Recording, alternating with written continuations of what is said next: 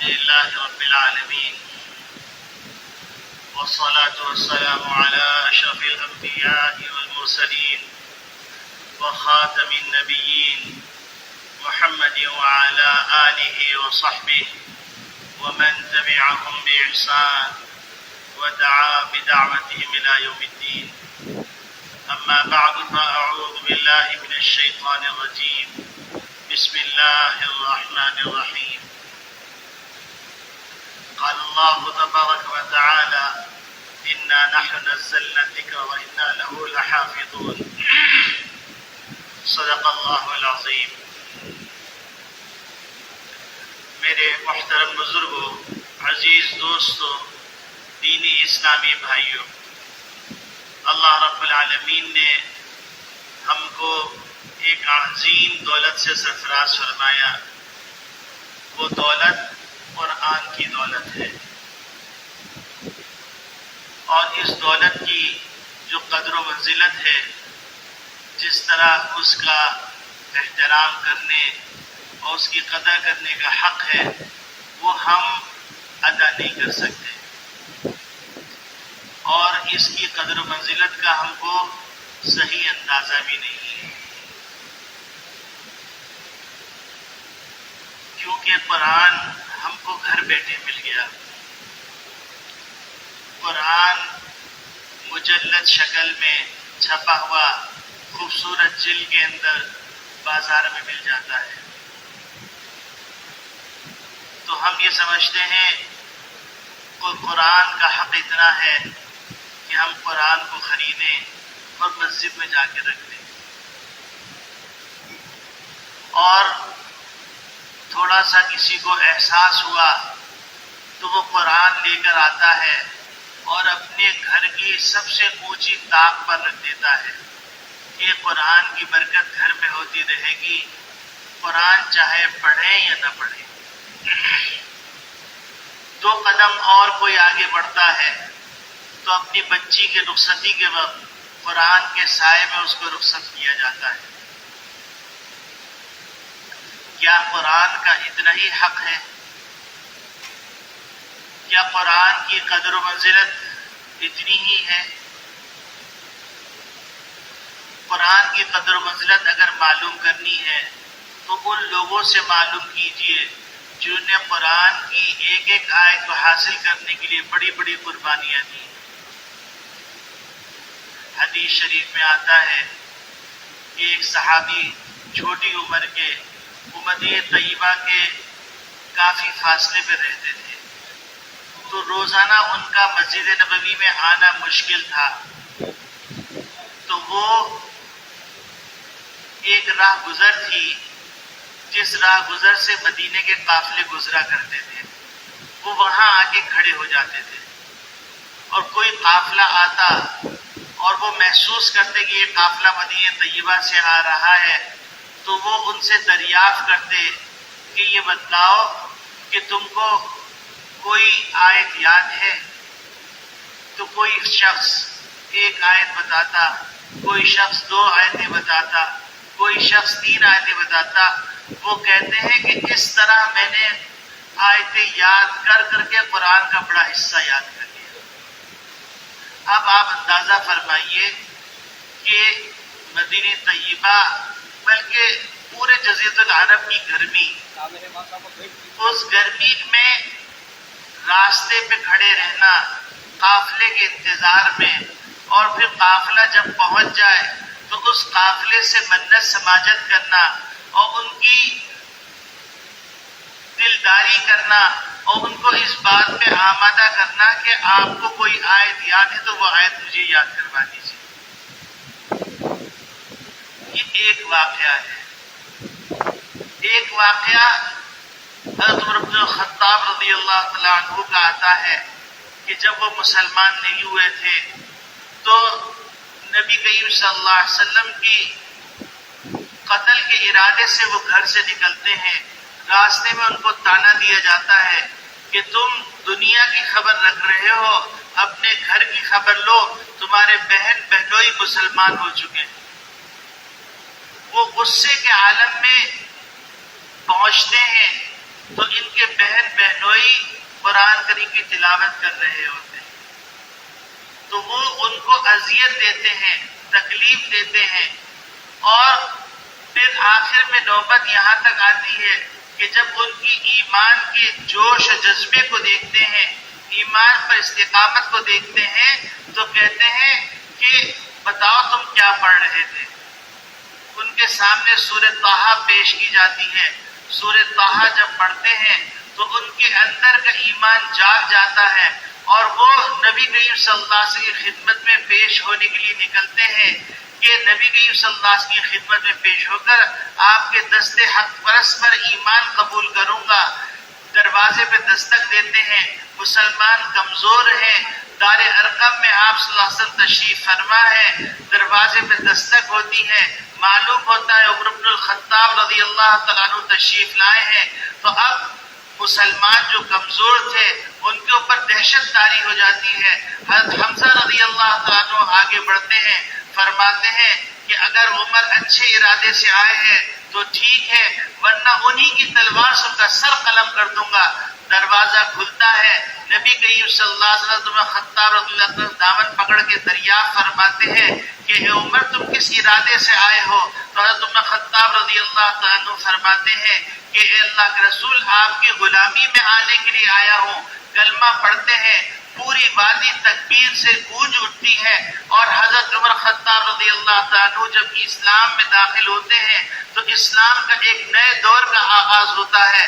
تو حضرت عمر بن الخطاب رضی اللہ عنہ اور ان کے بہنوئی، ان کی بہن قرآن کریم جس طریقے سے سیکھتے ہیں، جس طریقے سے پڑھتے ہیں، جس مشقتوں کا سامنا کرتے ہیں، اس سے آپ اندازہ کر سکتے ہیں کہ قرآن کتنی قدر و منزلت والی چیز تھی۔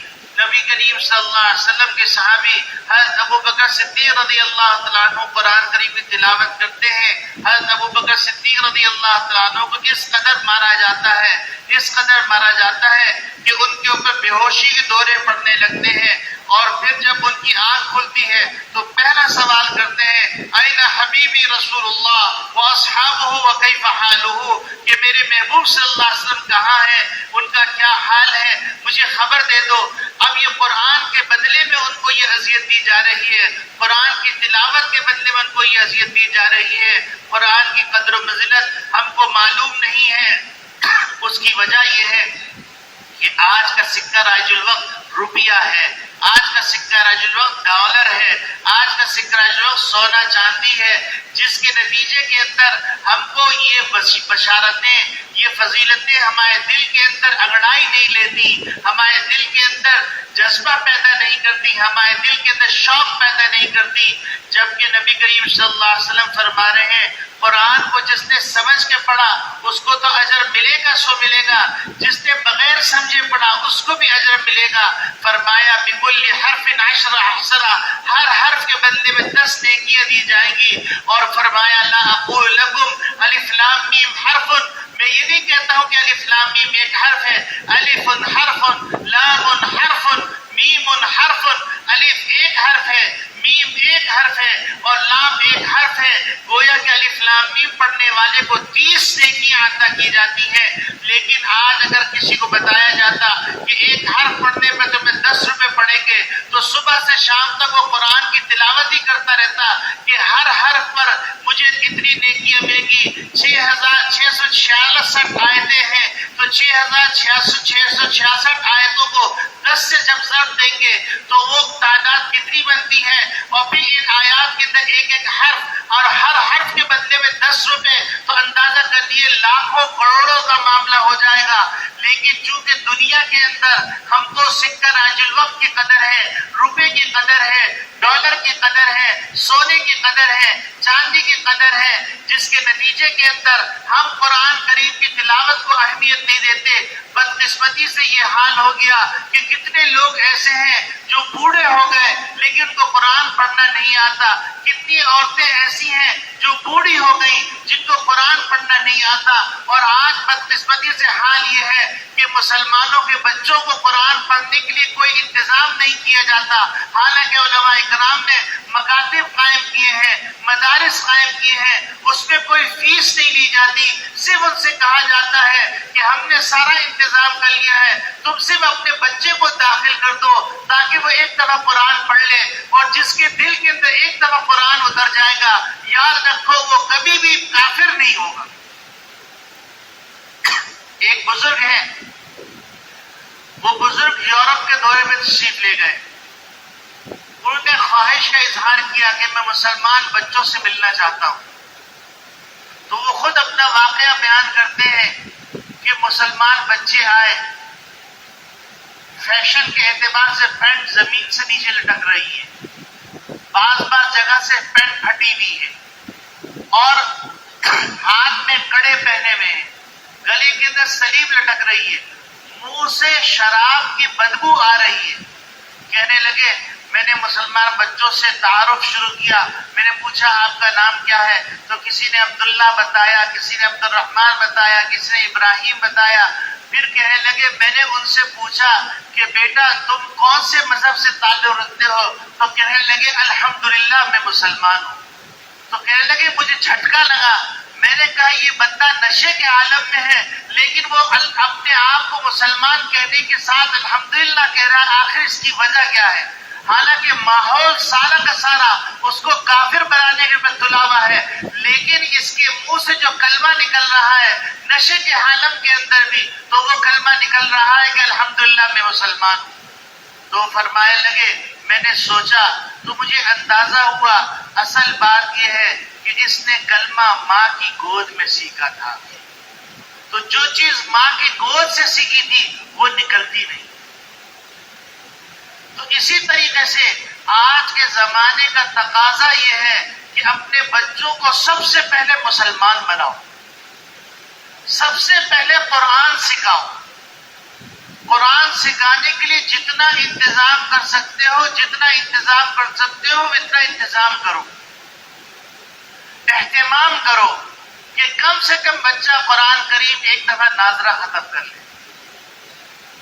مدارس موجود ہیں، ہر مسجد کے اندر مکتب ہے، اور تم جانتے ہو کہ اسکول میں بچے کو داخل کر کے تم خالی نہیں چھوڑ دیتے، تم پیچھے لگے رہتے ہو، ٹیچر سے معلوم کرتے ہو اس کے میتھس کا معیار کیا ہے، اس کی انگلش کا معیار کیا ہے، اس کی اردو کا معیار کیا ہے۔ بدقسمتی سے اردو کے بارے میں تو پوچھتے ہی نہیں ہے، اور بدقسمتی اسلامیات کے بارے میں پوچھتے ہی نہیں ہے۔ فزکس کے بارے میں پوچھیں گے، کیمسٹری کے بارے میں پوچھیں گے، کمپیوٹر کے بارے میں پوچھیں گے، اگر نہیں پوچھیں گے تو قرآن کے بارے میں نہیں پوچھیں گے، اگر نہیں پوچھیں گے تو اسلامیات کے بارے میں نہیں پوچھیں گے، اگر نہیں پوچھیں گے تو اردو کے بارے میں نہیں پوچھیں گے۔ میں تو یہاں تک کہتا ہوں کہ اردو انسان کی مذہبی زبان ہے، کیونکہ آپ کا پورا مذہب اردو کے اندر منتقل ہو چکا ہے۔ تو اگر اردو نہیں آئے گی، اور جب سے موبائل آیا ہے اس موبائل نے ایک مصیبت یہ کر دی کہ لوگوں نے اردو میں لکھنا چھوڑ دیا، رومن میں لکھتے ہیں۔ اس کا نتیجہ یہ ہوا کہ اب بچوں کو اردو پڑھنا ہی نہیں آتا۔ جب بچوں کو اردو پڑھنا نہیں آتا تو مجھے بتائیے عربی وہ جانتے نہیں، اردو پڑھنی آتی نہیں، تو وہ دین سیکھیں کہاں سے؟ ماں کو فرصت نہیں ہے فنکشنز کے اندر شرکت کرنے کے لیے، شاپنگ کے اندر مصروف رہنے کے لیے، اور ماں باپ مصروف ہیں اپنے اپنے دھندوں کے اندر، بچے کی تربیت کے لیے کسی کے لیے پاس ٹائم نہیں ہے۔ تو یہ بچہ دیندار ہوگا کہاں سے؟ یہ بچہ مسلمان ہوگا کہاں سے؟ آج ہم کو اس بات کی فکر ہے کہ میرے بچے کو گرمی سے بچا لوں، میرے بچے کو سردی سے بچا لوں، میرے بچے کو اچھا لباس پہنا لوں، لیکن اس بات کی فکر نہیں ہے میرے بچے کو جہنم کی آگ سے بچا لوں۔ تو میرے عزیز دوستو، میرے پیارے بھائیوں، اگر آج مجھ سے کوئی کہے تم چندہ مانگو، تو یقین کیجئے میں جھولی پھیلا کے بچوں کا چندہ مانگوں گا کہ اللہ کے واسطے بچے چندے میں دے دو تاکہ میں بنوری ٹاؤن میں داخل کروا دوں، تاکہ میں تمہارے بچوں کو ناظرہ پڑھانے کے لیے مکتب میں بٹھا دوں۔ اس وقت سارے عالم کے اندر اس بات کی کوشش کی جا رہی ہے کہ مسلمان کے دل سے دو محبتیں نکال دی جائیں، ایک رسول کی محبت، ایک قرآن کی محبت۔ اور رسول کی محبت نکالنے کے لیے مختلف قسم کے کارٹون بنا کے، مختلف قسم کے پروپیگنڈے کر کے وہ کام کر رہے ہیں، اور ہر تھوڑے دن بعد ایک واردات کرتے ہیں. یہ اصل میں چیک کرتے ہیں کہ مسلمان کتنا بیدار ہے اور ہماری جو واردات ہے اس واردات کا مسلمان معاشرے پہ کتنا اثر ہوا. عید کے دن سویڈن میں قرآن کریم کی بھی حرمتی کی جا رہی ہے اور آفیشل گورنمنٹ سے اجازت لے کر اور گورنمنٹ کی پوری فورسز کی نگرانی کے اندر بے حرمتی کی جا رہی ہے. سوال یہ پیدا ہوتا ہے کہ قرآن نے ان کا کیا بگاڑا؟ سوال یہ پیدا ہوتا ہے کہ ان کو قرآن سے کیا دشمنی؟ ان کو دشمنی اسلام سے ہے اور اسلام کی دو بنیادیں ہیں، ایک رسول اللہ ہے اور ایک کتاب اللہ ہے. یہی وجہ ہے کہ نبی کریم صلی اللہ علیہ وسلم نے فرمایا کہ میں تمہارے درمیان دو چیزیں چھوڑے جا رہا ہوں، جب تک تم مجھ سے وابستہ رہو گے تم گمراہ نہیں ہوگے. ایک روایت میں آتا ہے کتاب اللہ، میری کتاب، اور دوسری روایت میں آتا ہے اسی کتاب اللہ کے ساتھ سنتی، میری سنت، یعنی نبی کریم صلی اللہ علیہ وسلم ذات اقدس اور کی زندگی. اور ایک روایت میں آتا ہے میری جو نسل ہے، میری عطرت ہے، اس عطرت کو چھوڑے جا رہا ہوں. تو میرے عزیز دوستو بھائیوں، اس وقت جو سب سے زیادہ حساس معاملہ ہے وہ حساس معاملہ یہ ہے کہ آپ نعرے لگا لیجئے، سب کچھ کر لیجئے، لیکن اگر آپ نے اپنی نسل کے ایمان کی فکر نہیں کی تو یہ نعروں کی آوازیں دب جائیں گی اور پھر آپ مسلمان تلاش کریں گے اپنے خاندان کے اندر، دہریے تو مل جائیں گے اور خدا فراموش تو مل جائیں گے، لیکن خدا شناس نہیں ملے گی. اگر ہم چاہتے ہیں کہ ہم اپنے بچوں کو جہنم کی آگ سے بچائیں، اگر ہم چاہتے ہیں کہ ہم جنت کے مستحق ہو جائیں، اگر ہم چاہتے ہیں کہ ہمارے بچے جنت میں جائیں، تو اس کا واحد راستہ یہ ہے کہ اپنے بچوں کو قرآن سکھائیں. یعنی اگر آپ کو اس کے لیے سارے جتن کرنے پڑے، آپ سارے جتن کر لیجیے، لیکن اپنے بچے کو کم سے کم قرآن کریم ناظرہ پڑھنا سکھا دیں. اور قرآن کریم تو ایسی دولت ہے، ایسی دولت ہے کہ کسی نے سورہ ملک کا اہتمام کیا تو سورہ ملک اس وقت تک اللہ سے جھگڑا کرے گی جب تک کہ سورہ ملک پڑھنے والے کو جنت میں داخل نہ کروا دے. جنت کا بہانہ، ہم کیا، ہمارے اعمال کیا، لیکن سورہ ملک یہ اللہ کی کتاب کی صورت ہے، اللہ کا کلام ہے.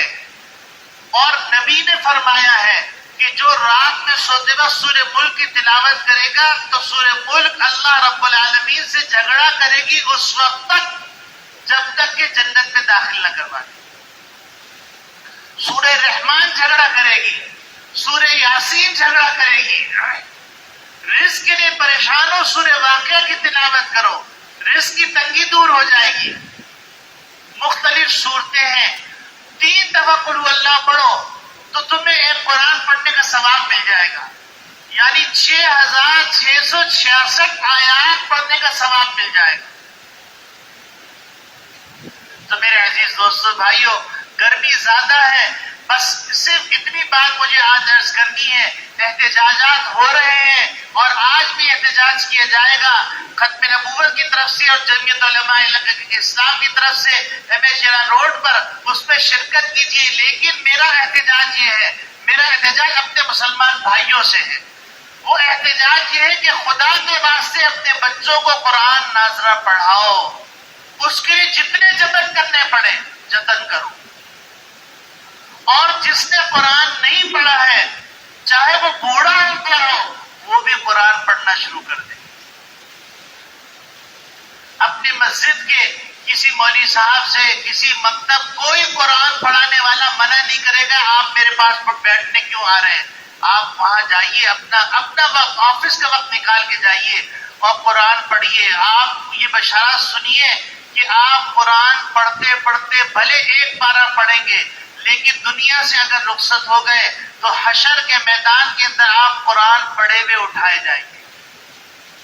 قبر کے اندر آپ کے لیے انتظام کیا جائے گا، فرشتہ معلم ہوگا اور آپ شاگرد ہوں گے، وہ آپ کو قرآن پڑھائے گا.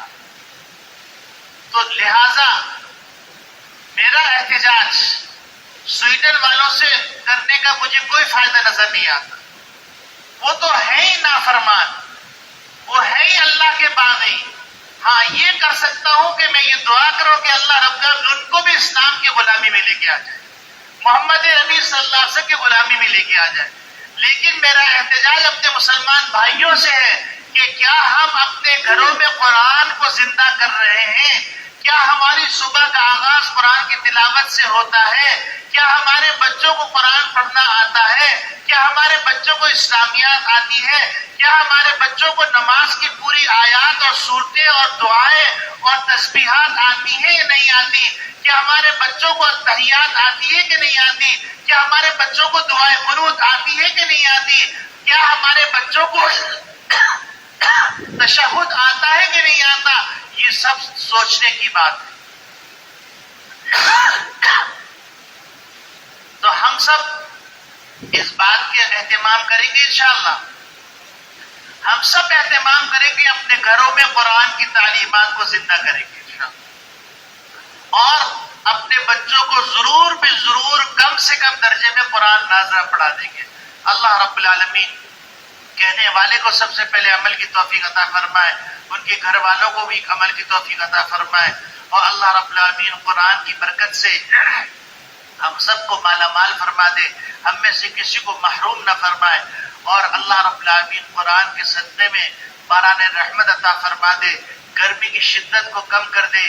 سندھ کے اندر بھی شدت گرمی کی انتہا درجے کی ہے کہ سانس لینا مشکل ہو رہا ہے. اللہ رب العالمین باران رحمت عطا فرمائے، موسم کو خوشگوار فرما دے، اور طوفان اور زلزلوں سے اور عذاب سے محفوظ فرمائے، گرمی کی شدت سے محفوظ فرمائے، دنیا کی گرمی سے بھی محفوظ فرمائے اور جہنم کی گرمی سے بھی محفوظ فرمائے. وآخر دعوانا ان الحمدللہ رب العالمین.